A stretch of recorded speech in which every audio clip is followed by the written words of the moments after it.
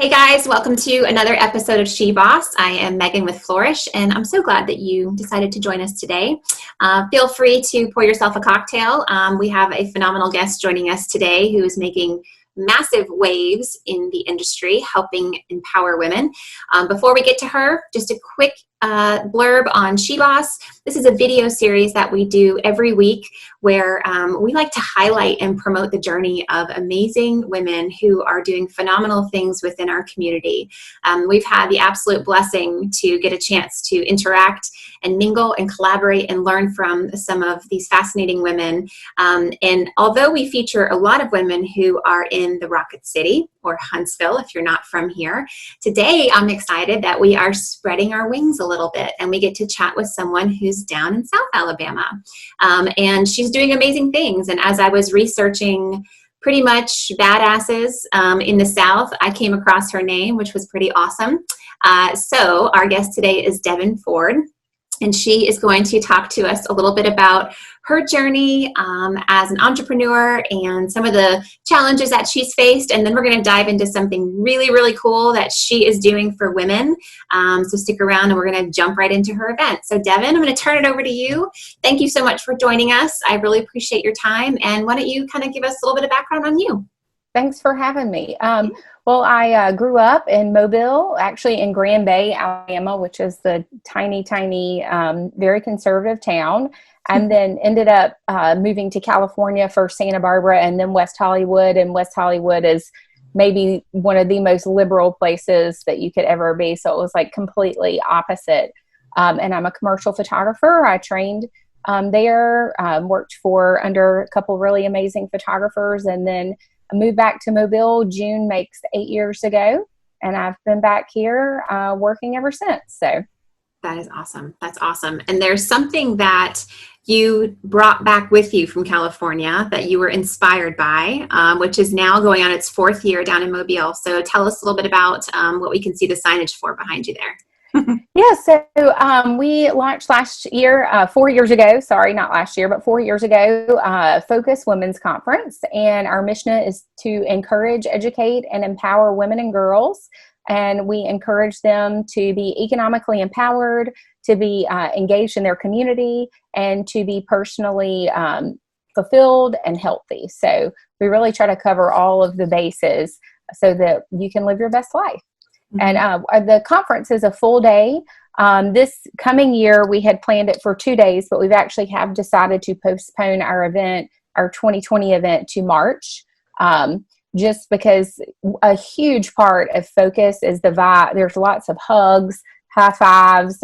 You get in close proximity to people, and we just really would rather postpone the event than to mess with that vibe. Like this last year, we kicked off the conference starting out with a second line. I don't know if you know what that is, but it's a Mardi Gras thing. So basically you have musicians who play, and then people get in line and kind of start following, and you dance your way to a place. So we started at one part of the convention center and went all the way through the convention center to kick off last year's event. It was just so fun. And we do talk about some heavy subjects, but it doesn't have to be boring. It can always be fun and engaging, and we really are passionate about that.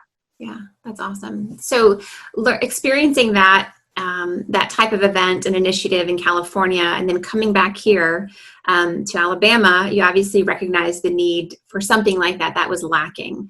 So I'm curious from your standpoint, as an entrepreneur, as a mom, as a wife, what are some of the things that this initiative really helps to instill that you feel that maybe is lacking within some women? And how has it helped to kind of propel you in your own career with some of the things that you guys are really passionate about?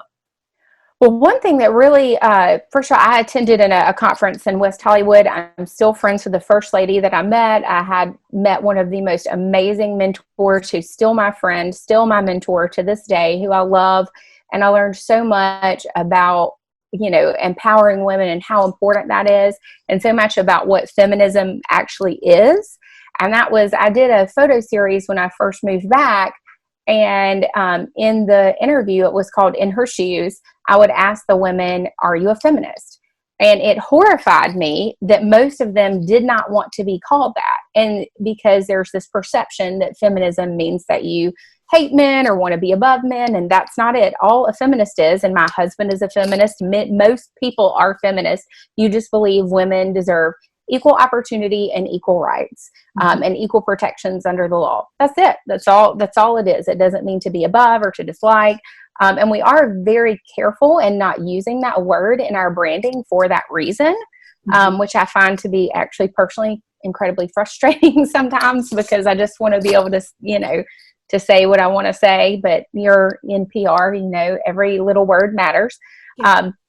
But there were no other programs like that I could find in the area. And when I first moved back, I started looking because it had been such a powerful force that I wanted to connect with those groups.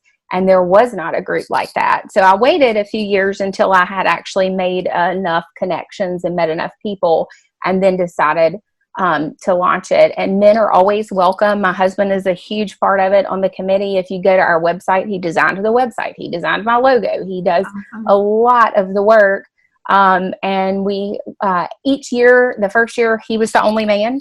The next year we had a few, and last year we actually had quite a few men. So all of the content is not gender specific. Some of it is, but men are always welcome in the gender specific content as well, because if you only have women working on women's issues or knowledgeable about women's issues, there will be no progress. Right. So we have to work as a community and a team with people, and we really encourage that. Yeah. So I am really passionate about the work that we do. And, and like I said, all are welcome. We are nonpartisan. We make sure we stay away from any really partisan issues, because we want conservatives, liberals, everyone there focusing on what we agree upon, and not focusing on the few things that tear us apart. And oh my gosh, if you get on Facebook, it's just, you see how torn apart we can be right now. Yeah. So I love that though, because the focus seems to be on the much bigger picture, more impactful things, as opposed to these, little itty bitty things that, we stumble across that tend to take up our day sometimes, that are not important and not impactful and not empowering, and really at the end of the day don't really matter, and if they don't contribute to the bigger picture in a positive way. So I want to talk a little bit about some of the resources that you guys offer for women who are, entertaining the idea of jumping into a new business for the first time, because I know the audience that you have are professional women who are already working. They're stay-at-home moms. They're, women who are entertaining the idea of starting a business. And I'd love to just hear from you some of the types of content and workshops that you guys have that help women determine that next step in life, if they're looking to make a change or looking to just pivot, or just looking for, a fresh perspective on what's next. Yeah, so our keynote, we always make sure that our keynote will speak to anyone, and the majority of our attendees are professional women or entrepreneurs, but we do always have some stay-at-home moms. And so we have workshops that encourage community development. Like, for instance, every single year, we have a workshop about running for office.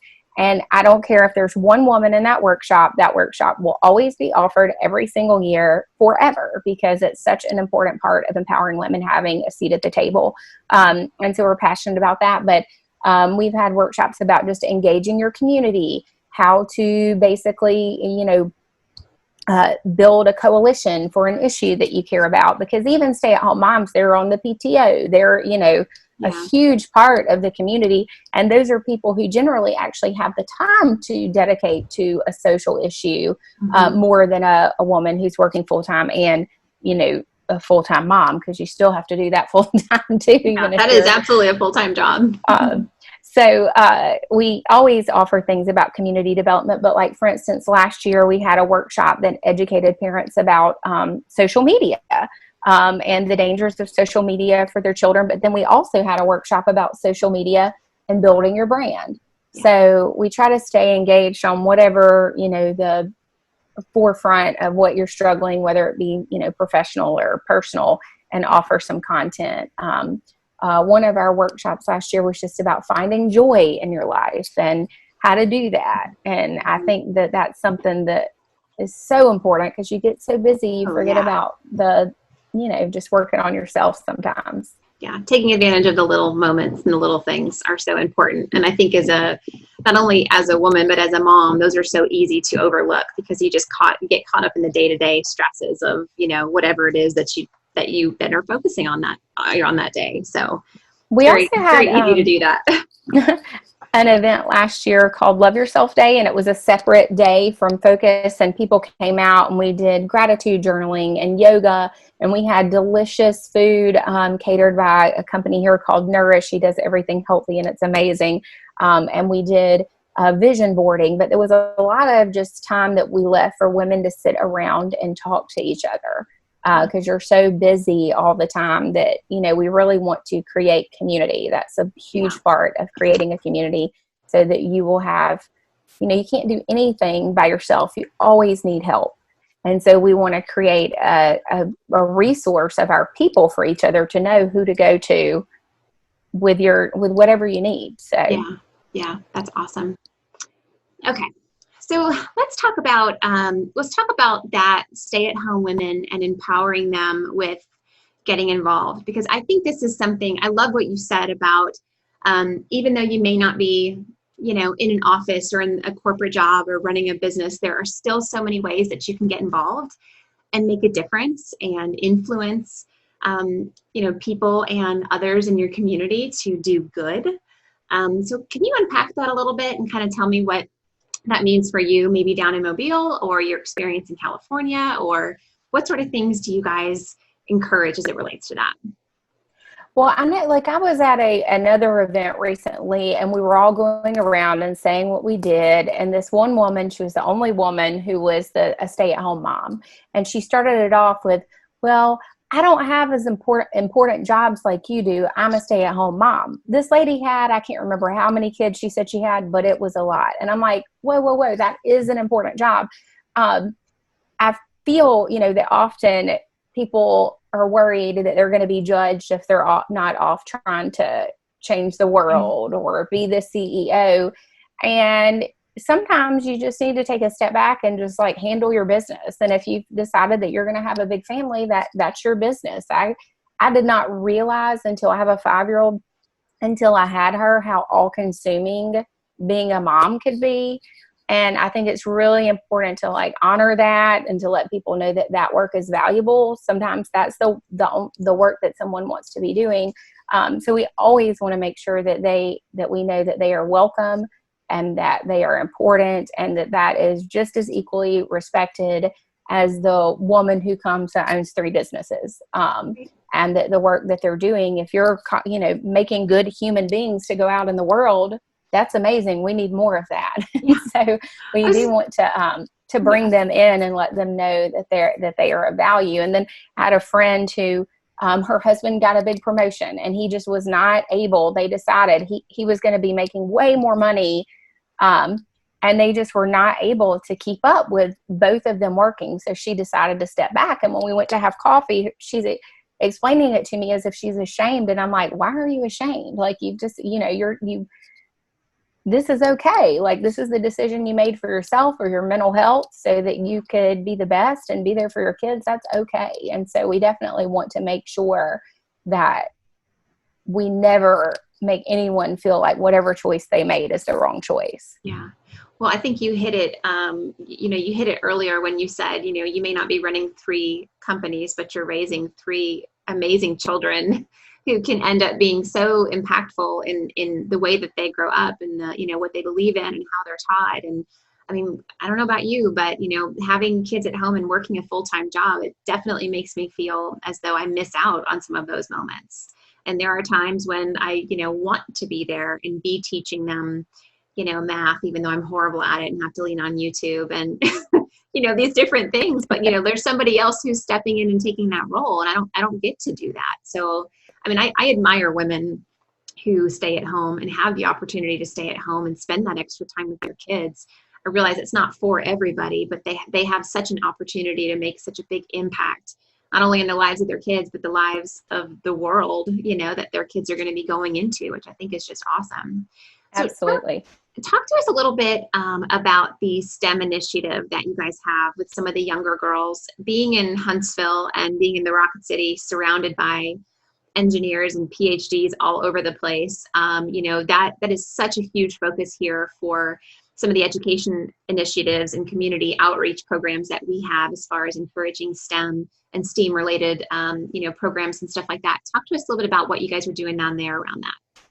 Well, so when I was growing up, every time my parents talked to me about a career, they said I needed to be a nurse or a teacher. And let me be clear, those are amazing, wonderful, important careers. A teacher after having a child is like the most important career in the world. However, I do not want to live in a world where those are girl jobs and that we're not encouraging our girls and our boys to go for whatever their skill set is. I know I was reading an educational article about how there's a shortage of male teachers and how negatively that impacts the school system for not having, or kids for not having those strong male role models for young boys. And so there's two sides of that coin. But so we hosted a camp called Camp Girl, and we have half the kids on scholarship and the other half pay. And that's kind of like our model. But we had engineers come and they had to build a structure that could withstand an earthquake. And the earthquake was a giant thing of Jello, which was hilarious. But artists come. Great we had a STEM professional idea. That's a great idea. We had, we made them get up and do public speaking. We made them, do a writing portion, because what we want them to do is find out what their skill set is, what they're interested in, and pursue that, whatever it is. But poverty so heavily affects women, especially in Alabama. And, we have a huge industrial area here down in Mobile. We have Airbus, Austal, Avonic, what's the other one? Mitsubishi. I think there's just multiple plants here with very high paying jobs that don't even require a college degree.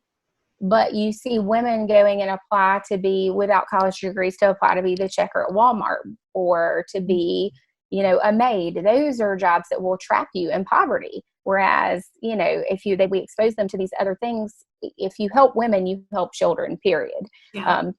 So we want to start kind of working to get them young, and then also be there to support for the women. But what we decided, because there's such a small group of us that doing multiple camps, so many things is really tough for us right now. So we're going to do a teen track at the next focus. So we'll have a special track for them. They will be able to go in for the keynote, and we have a big networking session. And so we would like to connect them with mentors or potential internships right there, and let them start networking with adult women and hearing about what they're doing from the time that they're young. So that is awesome. That's awesome, Devin. It kind of gives me goosebumps just even thinking about it.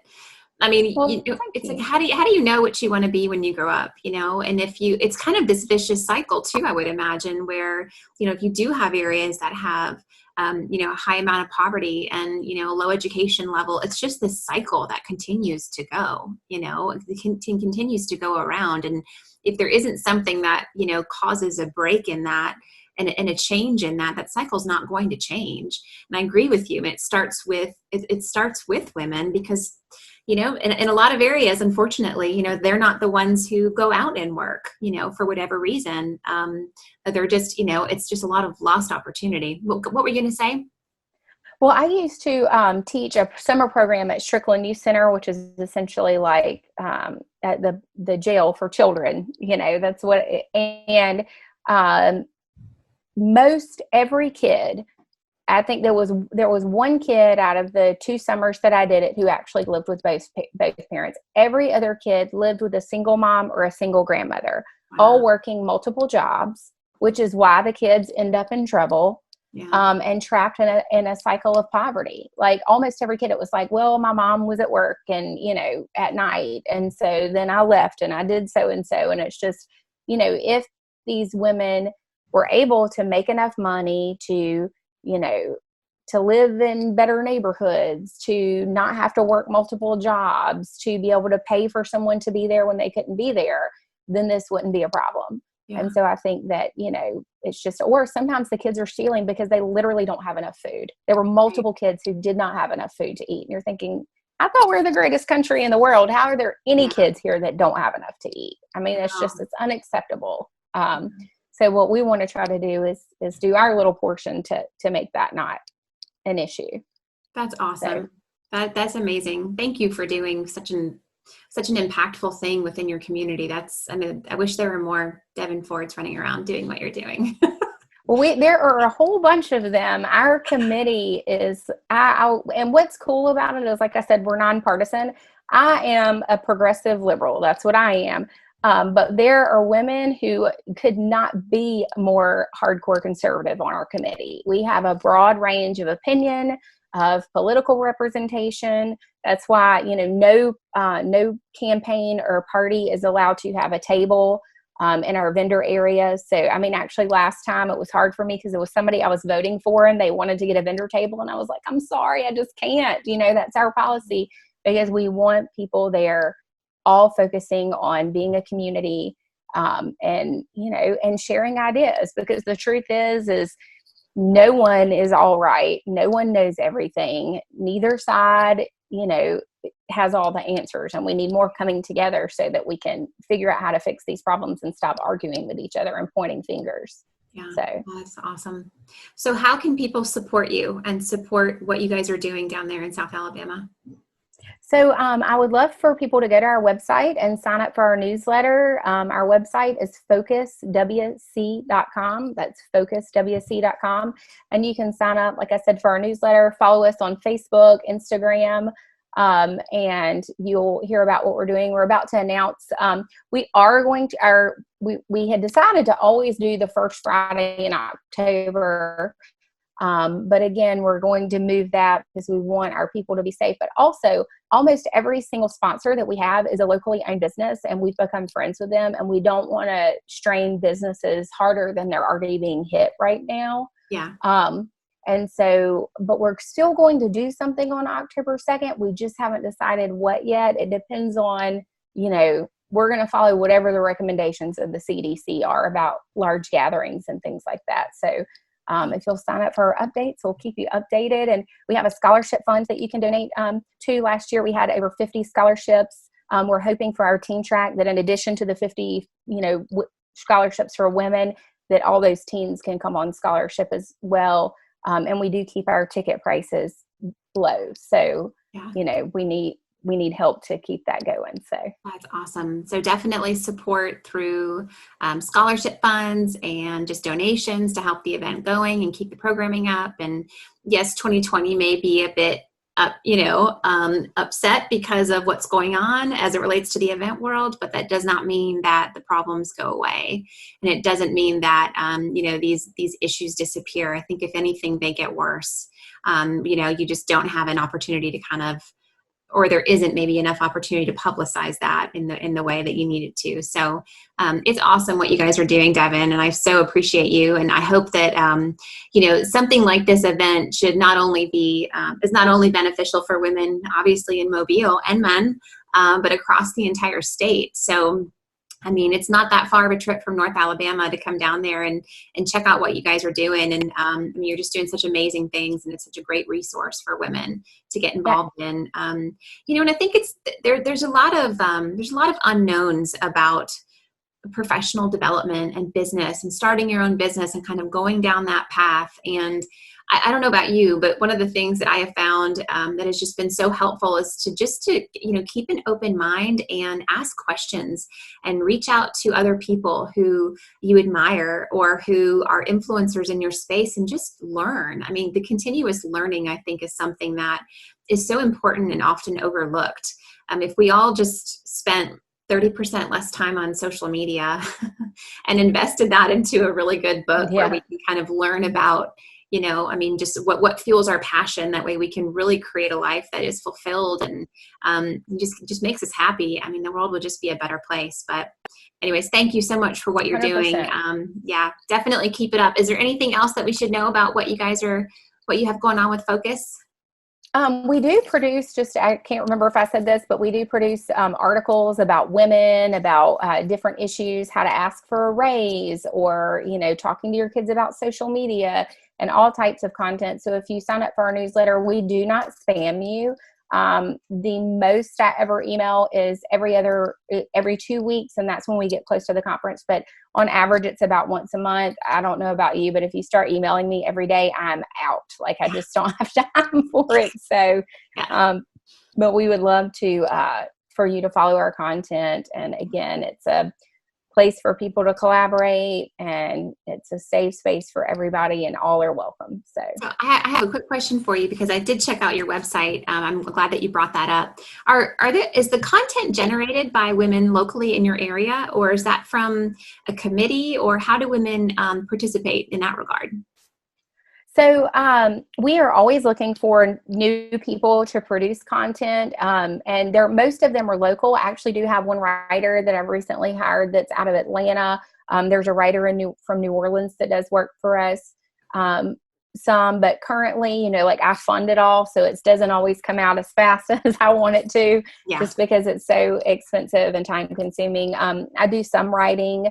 I have my assistant does some writing for us, and so it just kind of depends. But there are a lot of professional women that contribute. We have some coaches that are about to start contributing for us. So awesome. I think that you'll find something you like for sure. Yeah, that's awesome. So lots of variety and diversity for sure. So, well, Devin, thank you again so much for your time. We will make sure that that we provide your info in the description for this video. That way people can start following you guys and sharing what you're doing. And again, greatly appreciate the impacts that you're making, and making a big influence on not only women, but young girls as well. They need direction. Kids need direction, and to have a dedicated focus towards, their life journey, and helping them to figure out, what it is that they want to do and which direction they want to go in is so important. So thank you for doing that. And we're just so appreciative of your time. So it was great to get to chat with you. Yes. Awesome. Well, thank you so much, Devin. You guys have a good night, and stay safe. All righty. Take care. We will. All right, bye-bye. Bye.